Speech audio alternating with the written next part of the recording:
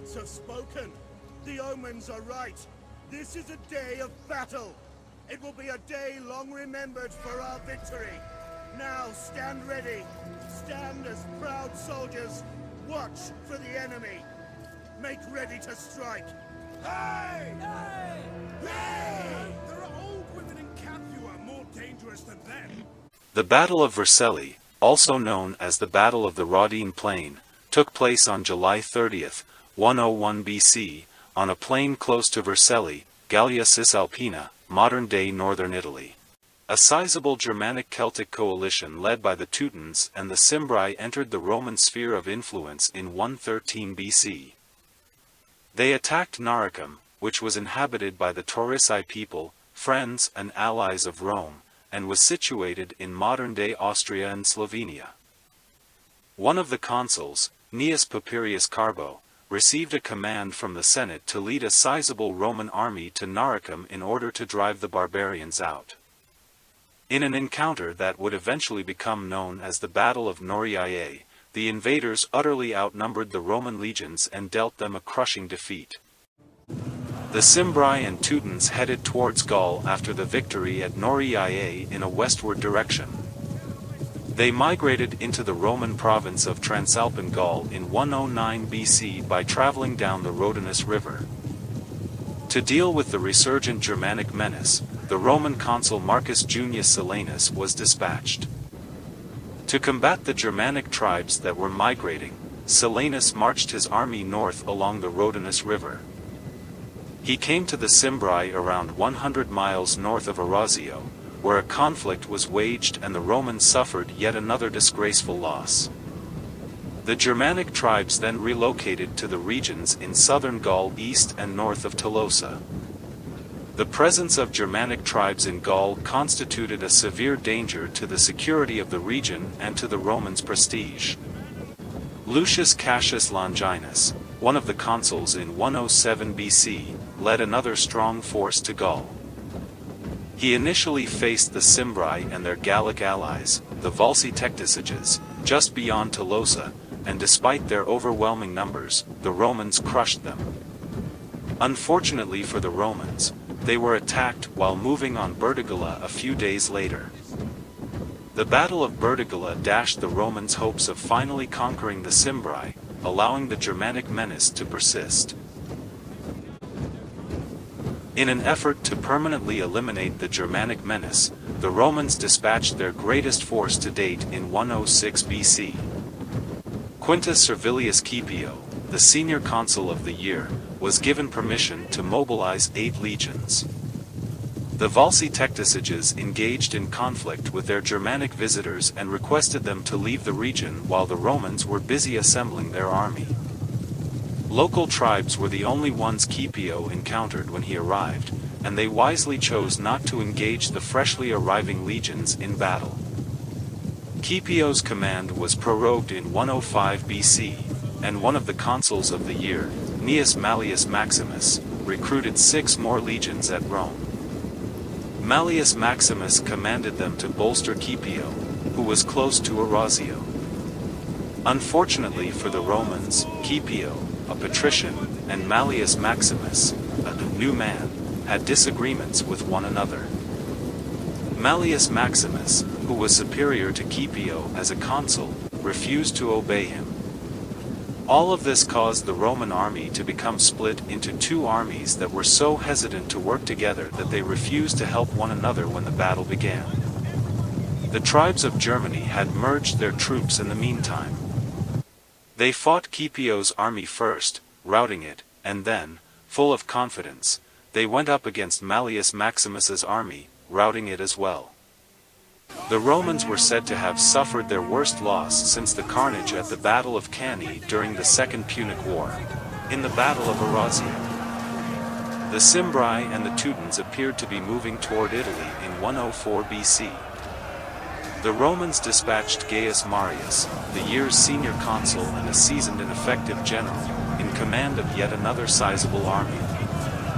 Marius vanquished the Volsci and captured their king Copilus because the Germanic tribes never appeared. The Germanic Marsi tribe withdrew from the Germanic confederation and returned to Germania in 103 BC when Sulla, one of Marius' lieutenants, was successful in persuading them to join Rome as friends. Marius invaded Gaul in 102 BC and engaged the Teutons and Ambrones. Quintus Lutatius Catulus, a colleague in the consular service of Marius, was entrusted with preventing the Cimbri from entering Italy. When the Cimbri attacked Catulus close to Tridentum, several of his soldiers perished, but he managed to flee and save his whole army. The Ambrones and the Teutons were entirely destroyed by Marius in a fight that took place in Transalpine Gaul close to Aquae Sextii. In Gallia Cisalpina, present-day Italian Gaul, the armies of Marius and Catulus united forces in 101 BC to repel the Germanic invasion. Along the banks of the Po River, the Cimbri were moving west by July 101 BC. Unluckily for them, Marius and Catulus troops had united, and they were now camped up at Placentia. Marius, who now held the position of supreme command, had been chosen consul for a fifth time. The Cimbri, who desired territory to settle on, entered into discussions with him. Marius declined, opting instead to parade captive Teutonic lords in front of the Cimbri in an effort to undermine their resolve. Due to the Romans' refusal to cede their territory to foreign invaders and the Cimbri's conviction that they possessed greater might, neither side actually desired discussions. The forces maneuvered against one another over the following few days, with the Romans first hesitating to engage in combat. After deciding on an open plain, the Raudine Plain near Vercelli was the best area for the battle, and Marius later met with the Cimbri chief Boiorix to determine the battle's timing. The Cimbri possessed between 120,000 to 180,000 warriors, whereas Marius had about 52,000 to 54,000 troops, mostly heavy infantry.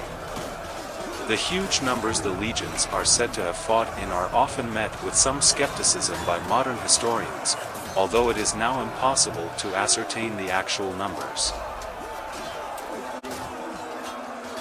The Roman army entered the Raudine Plain on July 30th, 101 BC.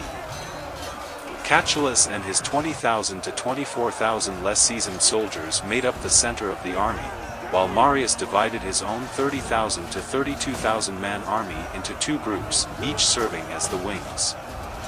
Sulla oversaw the cavalry on the far right, while Marius assumed control of the left flank. The Cimbri had to battle with the early sun in their eyes since Marius had very wisely set up his lines facing west. Any dust they generated while maneuvering would have been carried by the wind and would have obscured the Cimbri's vision. The Cimbri came second, spanning a territory of more than 10 square miles with their men arranged in a basic square configuration, as deep as they were broad. The 15,000-man Cimbric cavalry formed the vanguard as they rode in front of the plaza. According to Plutarch, Marius offered one last sacrifice to the gods. Marius washed his hands, and lifting them up to heaven, vowed to make a sacrifice of 100 beasts should victory be his. Catulus, meanwhile, made a promise to the gods to give them the day's spoils in exchange for their assistance.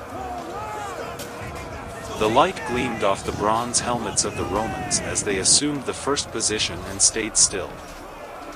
The Cimbri had to come to the Romans because they were holding their position, which required more effort on their part. The Cimbri were unnerved as the light continued to bounce off the Roman soldiers' helmets, creating the impression that the sky was on fire. The Romans launched an assault after sensing their fear. Marius took the lead in the attack against the Cimbri right. He entered a massive dust cloud that had been formed by thousands of soldiers moving through arid fields. He didn't encounter the foe when he came out since the conflict had moved on. With their cavalry in the front, the Cimbri had pushed themselves in a massive wedge into Catulus' center. The Cimbri cavalry then abruptly veered to the right in an effort to flank the Romans or disperse them from their well-ordered columns. A few legionnaires were duped by the trap and chased the Cimbri cavalry. Another group of the Cimbri advanced and assaulted the defenseless and disorganized Romans while these legions pursued them. Unfortunately for the Cimbri, the stronger Roman cavalry led by Sulla caught their riders totally off guard. Chaos ensued when the Cimbri horsemen were compelled to rejoin their infantry's main body.